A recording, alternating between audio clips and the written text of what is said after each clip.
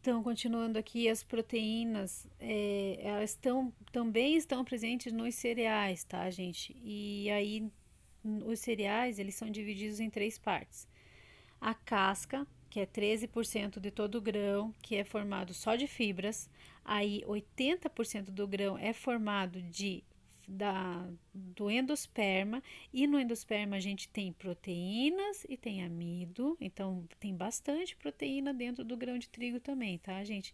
E o germe, que é formado de 2%, e o germe é pura gordura, tá? Então, o casca, o farelo é fibras, o endosperma a gente tem a proteína e tem o carboidrato, e no germe a gente é pura gordura, tá?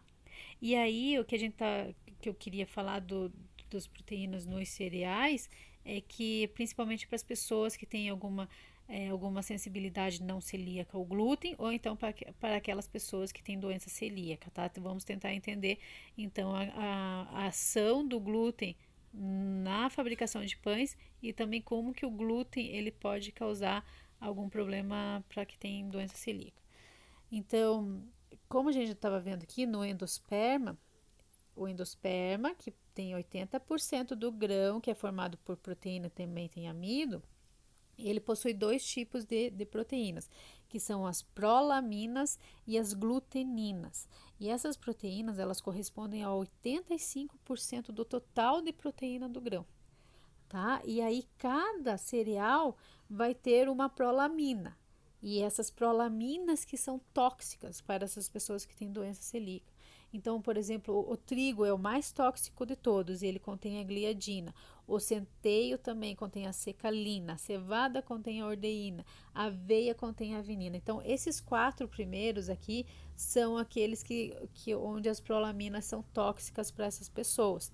Aí a gente também tem o milho e tem o arroz que também tem prolamina, só que esses não são considerados tóxicos, tá? Apesar do milho ali, ó, ter 55% de zeína e o arroz ter 5% da prolamina chamada orzeína. Mas o maior problema, então, tá no trigo, no centeio, na cevada e na aveia. Então, as prolaminas que vão dar isso que eu já falei, né? Vão dar reação ao celíaco são a da gliadina, a secalina, a ordenina e a avenina. Lembrando que a avenina ela também é bem tolerada, que nem o milho e o arroz. É uma prolamina que é bem tolerada pelos celíacos. Inclusive existem aveias que não contêm glúten, porque o problema da aveia está principalmente na contaminação do solo, porque às vezes o agricultor ele vai plantar aveia e ele faz uma rotação das culturas e antes ele plantou trigo, por exemplo, e logo depois que ele colheu o trigo, ele plantou aveia. Então, aí que está o problema, que ela vai sofrer essa contaminação. E a pessoa que tem doença celíaca, ela pode consumir aveia que seja sem glúten, mas ela tem que ser específica, ela tem que ter sido cultivada sem ter tido essa contaminação. Então, os pacientes celíacos até podem consumir aveia, só que tem que ser uma aveia que não contenha o glúten. Então, aqui está o trigo, muito utilizado, né? Principalmente para o fabrico de pães, massas e doces. A aveia, a cevada, que é muito utilizada para fazer cerveja. Então, pacientes que têm doença celíaca não podem consumir nem cerveja, mesmo que tenha sido fermentada, mesmo que tenha o álcool dentro da cerveja, a pessoa não pode consumir. E é muito utilizado também para no café, às vezes eles vão fraldar o café, eles misturam café com cevada para aumentar o volume e custar mais barato para as indústrias alimentícias. E também às vezes ela é comida cozida, né? Cevada cozida assim como se fosse canjica. E tem o centeio, que é muito utilizado também para fazer pão integral. E aí, quando o centeio ele é fermentado, ele vira o malte, que também é um dos ingredientes principais do whisky. Então, como que o glúten, como que a gliadina, porque o glúten, ele é a mistura da gliadina e da glutenina, tá? O glúten é uma proteína que é a junção da gliadina e da glutenina. E como que o glúten vai agir no pão, né? O que que ele faz no pão? Então, sempre que essas proteínas elas estão em contato com a água e com a força ali do trabalho mecânico, no caso a sova, elas vão elas vão formando então essa massa, elas vão formando um, um complexo insolúvel chamado de rede de glúten. E essa rede de glúten que vai fazer com que o gás carbônico fique dentro da massa e ele seja expansivo, assim, que ele consiga dar aeração à massa, que ele consiga dar um formato à massa, que ele consiga deixar com que os alimentos fiquem mais macios, que os alimentos fiquem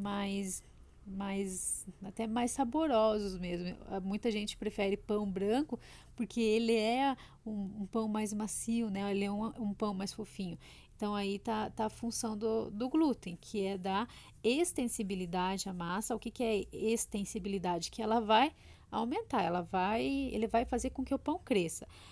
A elasticidade que vai fazer com que o pão fique elástico. Então, por exemplo, principalmente na massa de pizza, ele vai poder puxar a massa e ela não vai arrebentar. E a força, quando o pão ele vai manter a sua forma, a gente não vai colocar ele na forma e ele vai se esparramar, ele vai manter a sua forma através do glúten. Então aqui a rede de glúten, aqui no primeiro que é o A, antes da sova, aí o B durante a sova e o C no final da amassadura.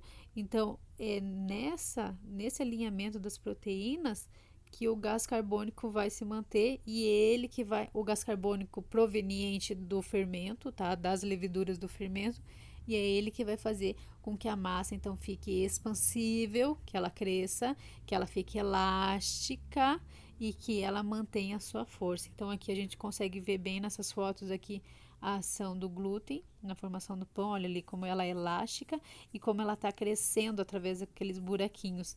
E aqui quando o pão já está na forma, que ele manteve a sua forma, ele não vai se esparramar na forma e vai se espalhar tudo. Então aí depois que a gente amassa, a gente vai levar ao forno e com a adição do calor o glúten vai se desnaturar. Então ele vai formar uma crosta e vai limitar os orifícios produzidos pela expansão do gás no interior da massa, dando então essa característica crocante ao pão.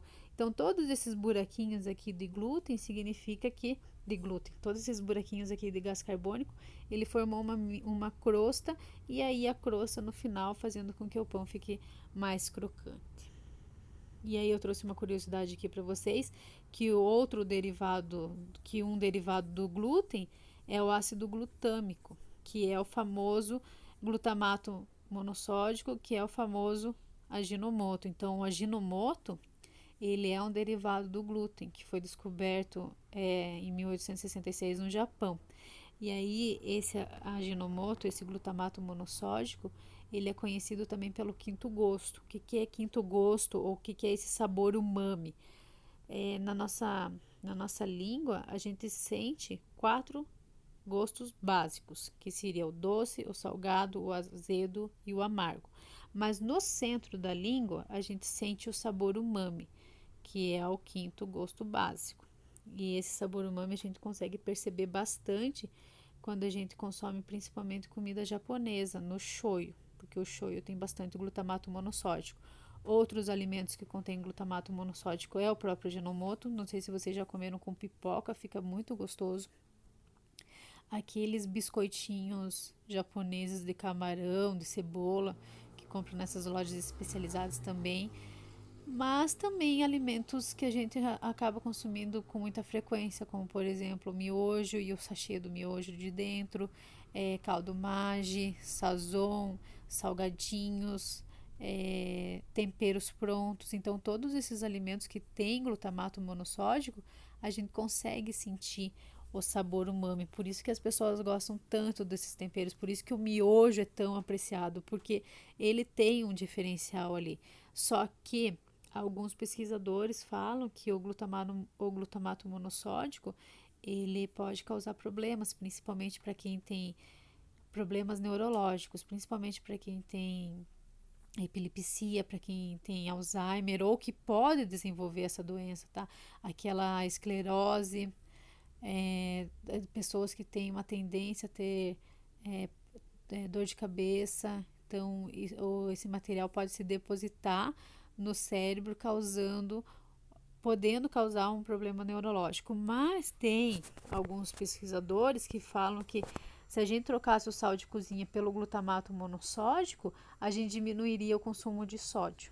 Então, esse doutor em ciências aqui de alimentos, que é professor da Unicamp, ele sugere que as pessoas consumam mais glutamato monossódico. Eu, particularmente, parei de comer glutamato depois que eu vi nos artigos científicos que ele pode causar esses problemas nas pessoas mesmo. Assim como todos os aditivos podem causar, tá, gente? Porque são aditivos químicos que o nosso corpo não está acostumado. Não é algo natural. Então, é uma substância que foi inventada e de algo natural, mas que daí foi transformada sinteticamente e que a gente não está acostumado com isso. Então, eu parei de comer desde o início da minha faculdade de nutrição, eu já sabia que miojo e tempero maggi já era uma coisa que era ruim para a saúde, mas agora eu parei de comer de vez. De vez em quando, daí quando como um salgadinho, daí eu sei que estou comendo isso, mas é muito de vez em quando também. E aí, então falando do glúten, quanto mais fibras, quanto mais integral for a farinha, menos vai ser essa formação da rede de glúten, tá? Menor vai ser a formação da rede de glúten. Então vocês podem ver a diferença aqui do pão preto, olha como ele é um pão mais compacto. Ele tem bastante ali os furinhos, né, de gás carbônico, mas ele é um pão mais compacto, ele é um pão mais durinho. E aqui tá o pão branco, olha como ele é macio, olha como ele cresce mais também. Então, muitas vezes, quando os produtores, as indústrias alimentícias vão fazer um pão integral, eles acabam adicionando glúten, que a gente consegue comprar glúten isolado para colocar no pão integral para que ele fique mais macio. Ou às vezes eles dão um miguezão, né, e acabam colocando é, farinha, eles misturam farinha de trigo branca para que o pão fique mais macio também. Então, quanto mais refinada, mais branca a farinha for, mais glúten ela vai ter e mais fofo o pão vai ser. Aqui então trouxe outras. Olha aqui, um pão integral bem. Na Alemanha, né? Eles comem esse pão integral bem pretinho. Então, olha como ele fica mais compacto. Olha esse pão integral aqui, bem compacto também. Então, é difícil a gente fazer um pão integral aí. Quem já fez pão integral sabe o quanto é difícil fazer, principalmente o caseiro. Quanto é difícil fazer com que ele fique bem fofinho, né? E aí também, às vezes a gente vai fazer um pão com farinha de fécula de mandioca, desculpa, fécula de mandioca ou fécula de batata, e ele não fica tão fofinho também. Ele pode ficar fofinho na hora que sai do forno ou uns 2 dias depois, mas depois ele vai ficando cada vez mais duro, tá? Aqui tem o bife de glúten, a gente consegue fazer glúten a partir da farinha.